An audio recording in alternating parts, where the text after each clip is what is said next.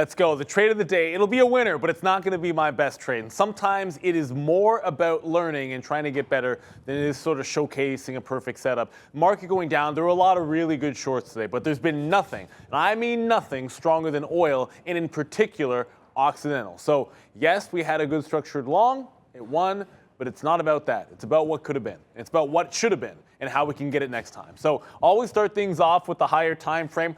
I was teasing with the idea of maybe zooming this in a little bit so that you wouldn't see how extreme this was. But when in doubt, zoom out to get an idea of what's been happening on Occidental for the last week. And it's nothing short of spectacular. Since the break of $40, you come into today with a multi-day top at 49. There was one test up at 50. You can sort of see that there yesterday. But a multi-day top at 49. Monster moves in oil. You've got tests of 116 in crude. It was trading around that 110 to 112 level this morning. So that's the context for what we're looking at. Now, I didn't have an opening range break trade. Once again, just like yesterday, I was looking for a dip buy up that 47 support. It never quite gets there, so I'm not with the dip and rip. However, it makes the break, and you get this nice consolidation, little bull flag, but I'm not looking for it to break out.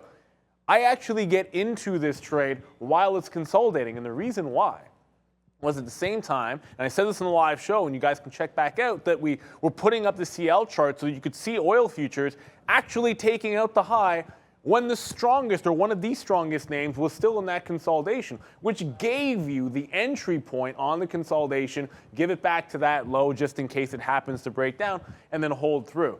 Now this is where I get a little too structured with the trade sometimes. I'm accustomed to that counter trend, pull back to VWAP, have your targets in mind. So as usual, I go first out, right in front of the high, and then next level up. What am I looking at?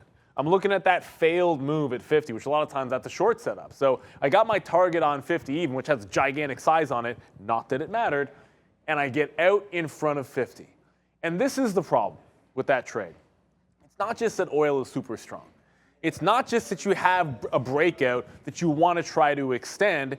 It's that I didn't zoom out. Candidly speaking, when I was analyzing this trade, I had my 15-minute, and this is all I was looking at. I was just looking at that channel. And it might make a little bit more sense to take things out when you're only looking in that channel thinking it's been going up. It failed this range last time. You've got a nice clean break on, bag the win, move on to the next thing.